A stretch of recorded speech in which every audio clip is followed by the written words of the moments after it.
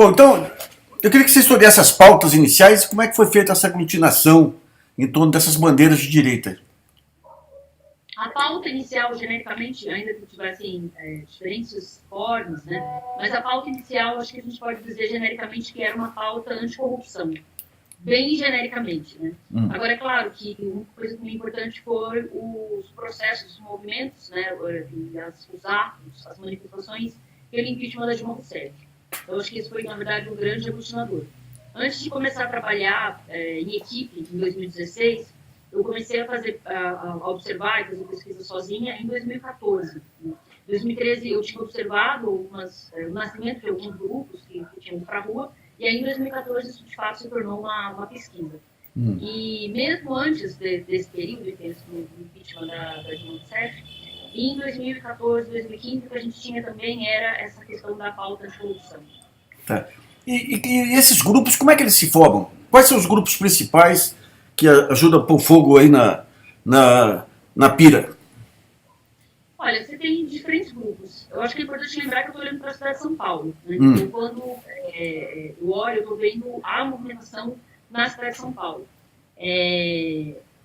Mas, de qualquer maneira, eu acho que tem uma questão importante, porque alguns desses grupos conseguiram eleger representantes. Né? Então, é o caso, por exemplo, da deputada Zambelli, é o caso, por exemplo, do Douglas Garcia, aqui no estado de São Paulo. Então, foram pessoas que vieram do movimento de rua e que estavam organizadas, enfim, começaram a ter esse apoio popular e que depois se tornaram, enfim, se criaram o PSL mais tarde. Sim, mas esses grupos, eles se formam espontaneamente a partir das manifestações? Como é que se dá essa etapa da parte desagregada para a parte organizada e para o partido político? Eu acho que teve uma movimentação que era a seguinte, então, por exemplo, alguns grupos às vezes se encontravam em manifestações diferentes, né? Então eles não tinham chamado um determinado ato, mas as pessoas começaram a se encontrar, começavam a se organizar. Outras pessoas, por exemplo, começavam a ler textos, enfim, textos de autores liberais, começavam a debater, e aí, enfim, tinham a ideia de criar grupos específicos. Mas eu acho que tem uma questão importante que é, principalmente no caso da cidade de São Paulo, a Paulista, aos domingos, virou uma espécie de vitrine também para que esses grupos fossem, enfim, começassem a se organizar e passassem a dialogar com as pessoas. Tá. Um movimento que foi importante, no caso da cidade de São Paulo, foi o acampamento, em 2016, o acampamento da Fiesp. Aquele acampamento que teve na Avenida Paulista, em frente à Fiesp. Aquela iniciativa daquele acampamento foi um ponto importante, porque as pessoas ficavam ali e elas estavam abertas para dialogar com quem estava andando na rua, para começar a fazer contatos. Então, eu acho que, no caso da cidade de São Paulo, ainda que a gente tenha tido várias manifestações, participação de diferentes pessoas, eu acho que um marco muito significativo, importante para esse tipo de mobilização, foi o acampamento da Fiesp. Eles ficaram muitos meses, né, e tinham uma presença com muita visibilidade. A Fiesp deu que tipo de apoio? Ela de alguma forma, tentou instrumentalizar esse acampamento ou apenas dava uma retaguarda logística lá? Olha, essa questão da Fiesp era bem controversa, porque nós entrevistamos várias pessoas que estavam no acampamento, organizadores do acampamento. A Fiesp, ao que tudo, assim, que a gente conseguia ver, né, visivelmente estava dando um relativo suporte logístico, mas isso era bem controverso. Eu tive respostas muito distintas, né, e até ficou famoso uma reportagem que foi feita de que a Fiesp teria servido filé mignon para os manifestantes. Então, essa questão era bem controversa. Assim, eu tive respostas muito diferentes para essa mesma pergunta, então. E quem que eram essas pessoas que foram para lá e ficaram tanto tempo? O que era o trabalho delas antes? Qual era a vida delas? Tinha de tudo nesse acampamento, né? De tudo mesmo. Claro que tinha uma presença maior de homens, né? Não tinham tantos jovens, mas você tinha jovens, você tinha estudantes da PUC, você tinha advogados, tinha pessoas, por exemplo, que diziam que estavam morando nas ruas, enfim, estavam nas ruas e que tinham ido para lá. Você tinha uma diversidade grande, no final das contas. Eu acho que teve uma questão do acampamento da Fiesp que não necessariamente todo mundo que estava no acampamento ficava lá, dormia lá nas barracas, então tinham várias pessoas que, por exemplo, só passavam uma determinada hora do dia, um determinado momento. Mas acho que o que é relevante, no caso, ao acompanhar os diferentes meses do acampamento, foi ver que o acampamento ele era mais diverso, digamos assim, e ele foi se tornando mais radicalizado. Eu acho que uma tendência específica ganhou, que era a tendência do que eles chamavam ali de intervencionistas, que eram os grupos que estavam pedindo intervenção militar, né, nas palavras deles, intervenção militar temporária e constitucional. Então, esse foi o grupo que acabou, não era um grupo majoritário no acampamento, como se fosse numérico, mas foi um grupo que perdurou, e depois as pessoas foram saindo, e o acampamento foi ficando cada vez menor, mas esse foi um grupo, digamos, a tendência que ficou, que ganhou o acampamento até o final. Agora, essas pessoas ficavam permanentemente ou faziam rodízio, entravam, voltavam para casa? Como é que era? Fazer o rodízio, enfim. Tinha pessoas, por exemplo, que só passavam um determinado momento do dia, tinha pessoas que dormiam, enfim, faziam rodízio, etc.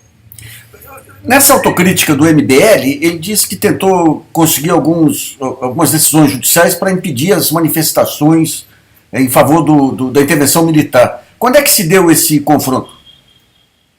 Olha, eu li a entrevista, né, do Renan falando sobre essa questão. Eu não acompanhei, a única informação que eu tenho sobre isso é a partir da entrevista mesmo, mas manifestações pedindo, né, intervenção militar, volta da ditadura, a gente tinha algumas. O que acontece? Em 2014, isso, assim, de uma maneira muito excêntrica, muito pequena, isso parecia.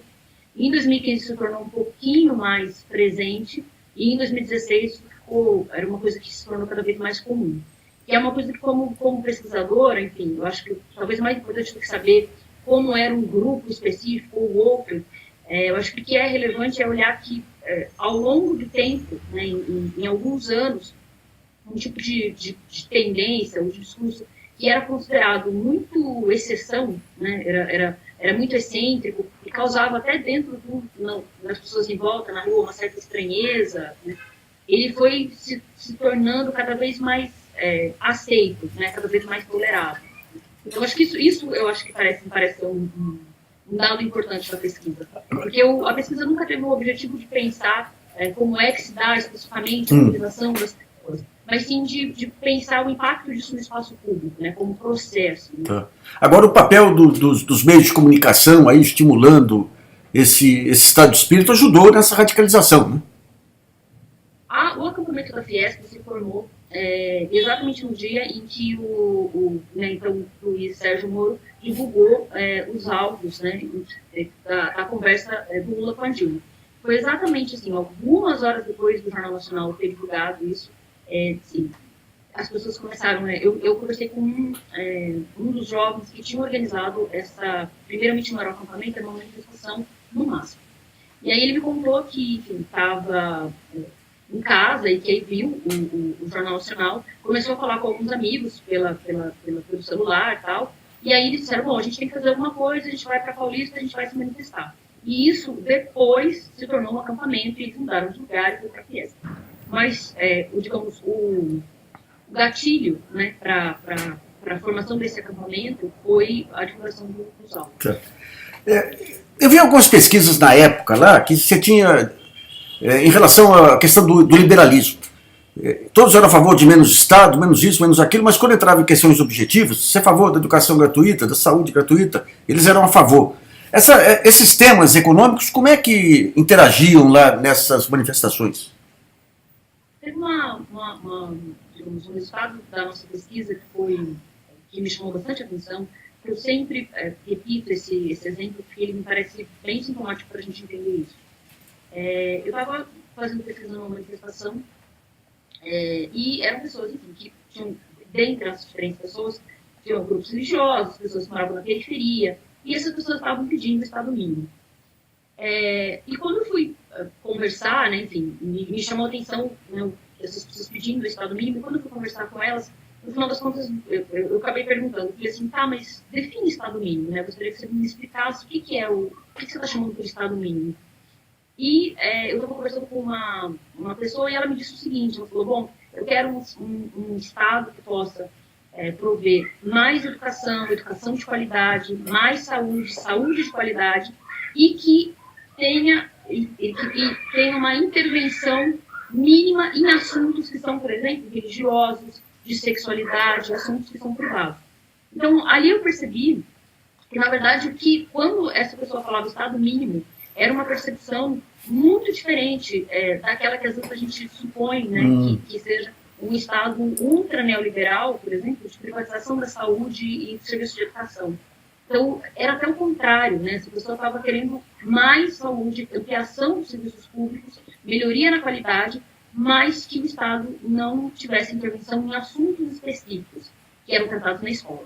Então, acho que isso é um bom ponto de partida para a gente entender, às vezes, que a gente pode ter a mesma coisa, né, do ponto de vista de pauta, mas ela pode ter significado muito distinto para as pessoas. Quer dizer que a pauta moral estava presente desde o início. A pauta moral estava presente desde o início, de diferentes formas, de diferentes configurações. Eu acho sempre um exercício desafiador fazer uma síntese de 3 anos, 4 anos, né, de pensar esses processos, mas mesmo quando, o que a gente identificou na pesquisa, é que mesmo quando a gente estava falando estritamente da pauta anticorrupção, né, das posições, né, anticorrupção, tinha uma questão da moralidade, né, da ideia, né, de que existe uma maneira correta de se portar como cidadão, que nesse momento poderia ou não estar ligado a uma ética religiosa, mas é como se houvesse uma moralidade que era considerada adequada e que era traduzida na ideia de cidadão de bem, e tudo aquilo que estava fora, né, dessa moralidade, ou desses padrões específicos do que é um cidadão de bem, do que é uma pessoa de família, né, que tipo de família que é essa, né, era considerado como imoral. Então, acho que a questão da corrupção está ligada a uma questão, obviamente, econômica, que é uma percepção de que a corrupção estaria tirando dinheiro das pessoas. Então, por exemplo, se as pessoas estão com dificuldades financeiras, é porque o governo está muito corrupto, então o dinheiro está indo para algum lugar, que é uma percepção um pouco superficial, né, a respeito da questão da corrupção e do entendimento, inclusive, da relação entre empresas privadas e o Estado. Mas, ainda que tivesse presente essa questão financeira, estava muito presente também a mobilização de questões morais, né, do tipo, eu sou uma pessoa correta, eu faço tudo certo, então eu não vou tolerar a corrupção. Em termos de corte social... Só uma coisa. Tá. Ainda sobre isso, tem uma coisa que chama bastante atenção, porque quando a gente começou a colher essas percepções sobre a questão da anticorrupção, nós imaginávamos que as pessoas estavam falando de anticorrupção no sentido da relação, por exemplo, né, das empresas privadas com o Estado, desvios, questões envolvendo recursos financeiros, dinheiro. E no final, a gente acabou vendo na pesquisa que apareciam coisas do tipo: se eu tenho uma criança, ela está na escola, e, enfim, baseado em muitas ideias, né, equivocadas, mas se eu tenho uma criança, ela está na escola, e aí estão ensinando o meu filho a ser gay, por exemplo, isso é uma forma de corrupção moral. Ou seja, a corrupção, nesse caso, ela vai mudando de configuração ao longo dos anos, né, mas o discurso anticorrupção, mas o discurso anticorrupção, acho que é uma coisa importante, ele não comporta apenas a relação financeira, né, ele não está falando apenas de dinheiro. Existe uma ideia de corrupção moral, né, de coisas que aparecem na escola, que aparecem com as crianças, que isso também é tido como corrupção. Então, vou te dar um exemplo. Quando nós conversávamos, por exemplo, na campanha, e a gente perguntava, bom, mas das informações que a gente tem, o candidato Fernando Haddad não está envolvido em nenhum caso de corrupção. Então, por que você está dizendo que ele é corrupto? E a gente recebia respostas do tipo: tá, mas ele é o responsável pelo kit gay, então ele sim, ele é corrupto, né? Ele é uma forma de corrupção moral. Tem aquele negócio, nem todo mundo que entrou nessa campanha, nesse rancor assim, era corrupto, mas o que a gente viu foi um tipo de personagem, muitos personagens os mais esbravejantes, que quando iam conferir o perfil deles na internet, eram pessoas barra pesadas. Esse tipo de personagem que estava alijado, digamos, da ordem social, deu para perceber, para identificar de que maneira que ele se insere nisso também? A porta de entrada dele, de voltar para o meio social, era fazer um discurso daquilo que ele fazia antes. Como é que é esse processo mental aí? Eu acho que tem a ideia de cidadão de bem, eu acho que ela passa por uma espécie de conduta, né? Então, sim, de fato, né, o que se espera, de um tipo de performance considerado socialmente adequado. mas ela também passa, eu acho que por diferentes preconceitos, né, de raça, de Hum. classe. Então, por exemplo, a gente via, por exemplo, eu não gosto de generalizar e dizer, então eram as pessoas com esse perfil, porque a gente tem, a nossa pesquisa mostrou uma multiplicidade de perfis. Mas há um tipo de perfil específico que a gente identificou, que são pessoas que a gente chama de meritocratas, que são pessoas que tiveram acesso ao ensino superior, enfim, né, uma série de digamos, serviços, né, do Estado, né, universidade pública, etc., e que quando olham, por exemplo, para as cotas, diziam que a cota era algo maléfico, porque a cota estaria dando uma oportunidade para alguém que não merece.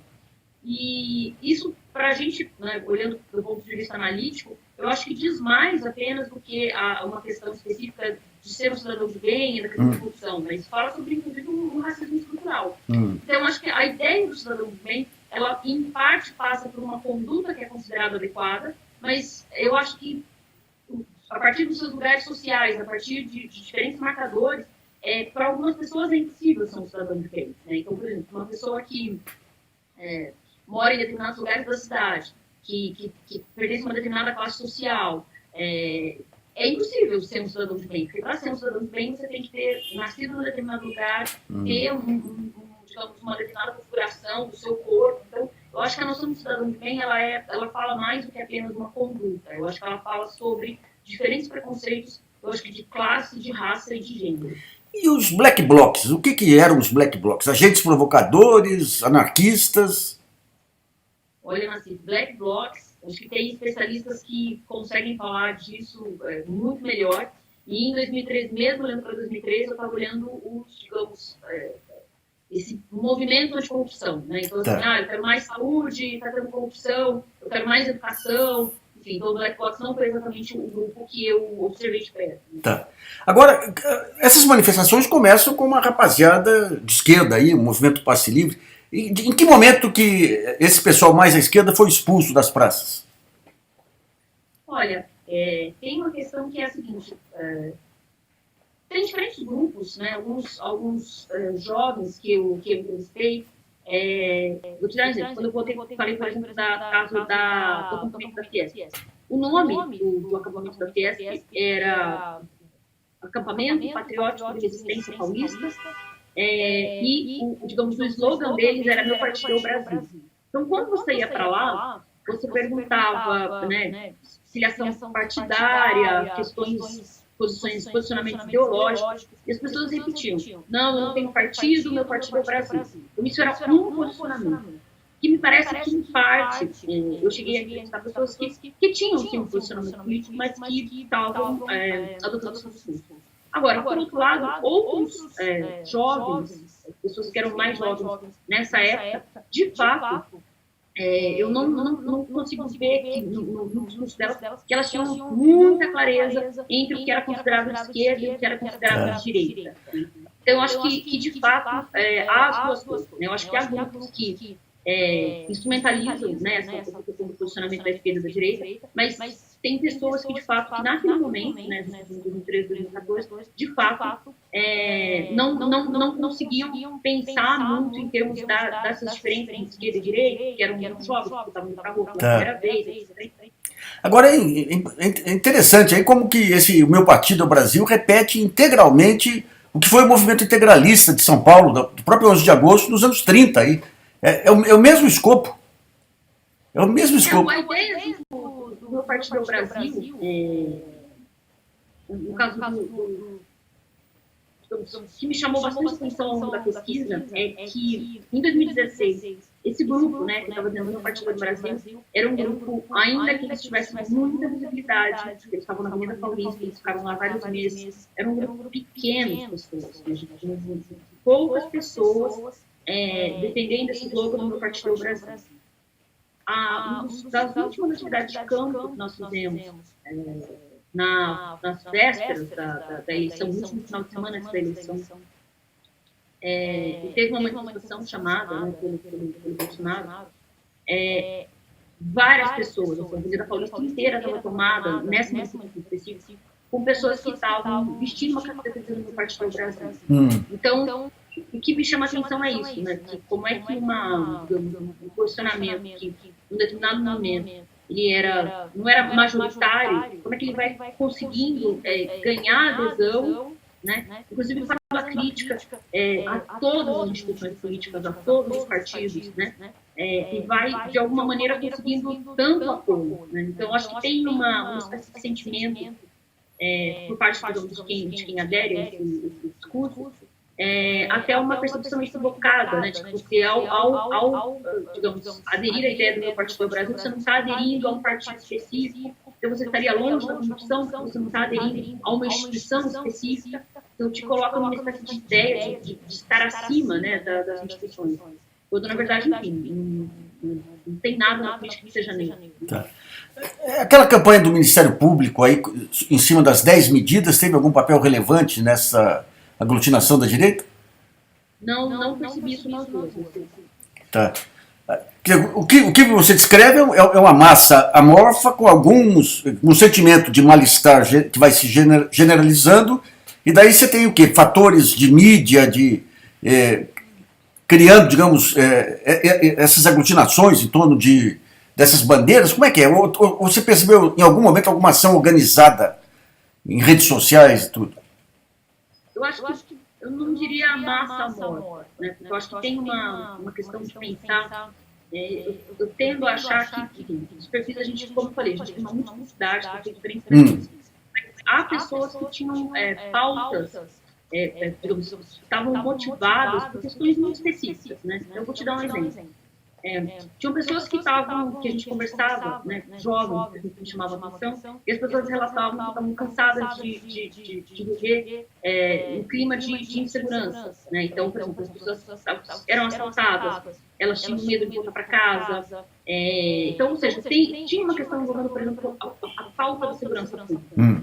E, de uma certa forma, algumas dessas pessoas que eu entrevistei, de diferentes maneiras, respondiam o seguinte: bom, é uma resposta que pode parecer não é o ideal para a segurança pública, mas é uma resposta possível. Pelo menos alguém está fazendo alguma coisa.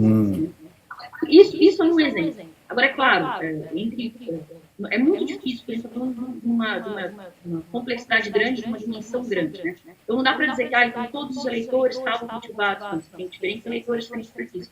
Mas eu acho que isso é importante ressaltar, né? Porque as pessoas estavam motivadas por questões muito específicas mesmo, e algumas pessoas que eu conversei, inclusive dizendo, bom, não me importa muito, né? Eu não tenho tanta clareza do que é esquerda e do que é direita, mas eu quero que alguém resolva esse problema. Então, assim, uma visão muito pragmática, né, da questão. E o que me chama a atenção, inclusive, que eu acho preocupante, é uma aposta para a segurança pública no modelo punitivista. Né? Então, por exemplo, as pessoas acreditando, por mais até que você às vezes dissesse, bom, mas não existe estudos, não existe base que mostra que se a gente colocar mais gente na prisão, a segurança pública vai melhorar. Ou que se você punir mais severamente as pessoas, a gente vai acabar com os problemas.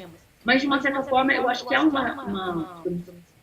essas percepções, elas conseguiram encontrar eco, digamos, em autoritarismos que já estavam postos na sociedade brasileira, em questões que, inclusive, muito fortemente, né, do período da ditadura, da ideia de você resolver as coisas a partir de um modelo punitivista. Né? Então, eu cheguei a conversar com pessoas que diziam assim, bom, perguntavam, mas você quer a volta da ditadura? Você é jovem, né?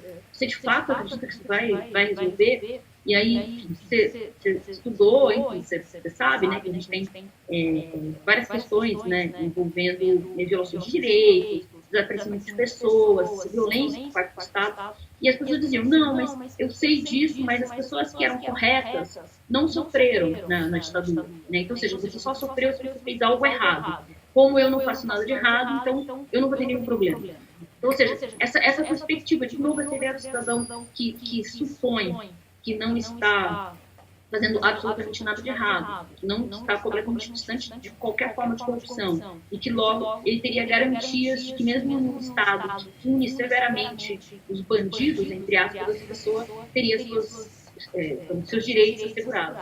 Ou seja, um baita déficit de informação que os partidos não conseguiram suprir, a mídia não supriu.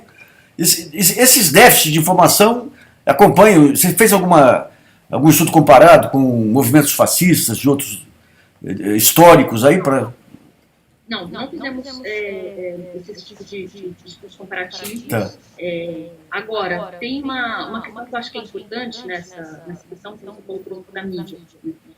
De fato, né, como eu falei, eu acho muito temeroso a gente simplificar esse processo de dizer, bom, a culpa é desse fator ou daquele. Não, são conjunto de fatores que vão acontecer ao mesmo tempo. Mas a questão que a gente foi acompanhando era o crescimento da percepção nas pessoas. E quando eu dou esses exemplos, né, tem gente que me pergunta, mas você fez pesquisa também com grupos de extrema direita, ultradireita, né? Então, você está dizendo que essas pessoas estavam ingênuas. Não, a gente tem grupos que claramente se colocavam como extrema direita, claramente se colocavam de uma forma completamente antidemocrática, completamente, né, do sentido de tem que fechar o Congresso, tem que fechar o STF, enfim, os universitários. Então, assim, a gente também entrevistou esses grupos.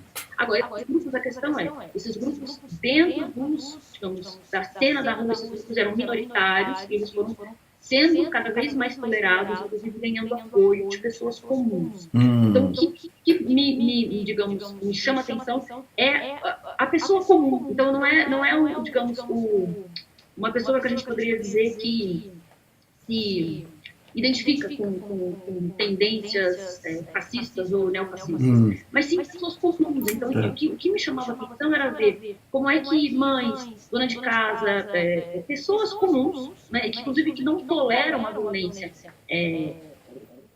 digamos, aquilo que a gente não considera aceitável do ponto de vista da violência, que as pessoas sofram, etc e tal, vão para a igreja, etc. Como é que essas pessoas toleram esses discursos de ódio, esses discursos violentos? Acho que essa era a nossa grande questão. Então, em relação a isso, o que me parece nós vimos um processo, e isso a mídia tem muita responsabilidade, de criminalização da política. Então, cada vez mais a gente falava com as pessoas e tudo que era do político era sujo, né? Então isso começou a ficar muito presente, né? Isso eu tenho a impressão de que foi algo que teve muito fomento, né, a partir dos meios de comunicação de uma maneira espetacular, sensacionalista, envolvendo a Lava Jato, e que levaram, né, enfatizaram esse discurso de que a política é o lugar de bandidos e que a política é uma atividade criminosa. Né?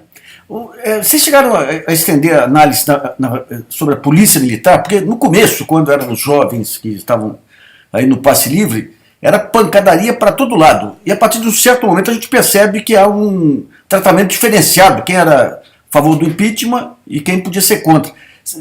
Isso aí se deve a ordens superiores? Deu para você apurar alguma coisa ou é o comportamento típico psicológico aí do policial militar?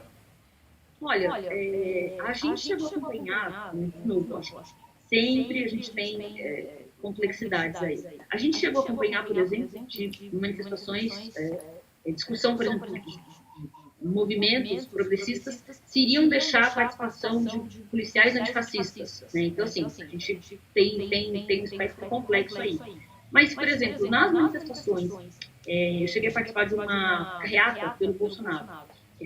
Então, tinha diferentes carros, a polícia militar foi acionada, e o que eu via era uma simpatia genuína, não do ponto de vista de uma digamos, ordem superior específica, mas de uma simpatia genuína dos policiais militares em relação àqueles manifestantes. Então, e mesmo que veladamente ou enfim, de uma maneira muito discreta, né, as pessoas faziam um joia, sorriam, apoiavam. Então, eu acho que existia no caso, por exemplo, desse exemplo da carreira do Bolsonaro, existia um apoio de fato pessoal, genuíno. Né? É bem identificado.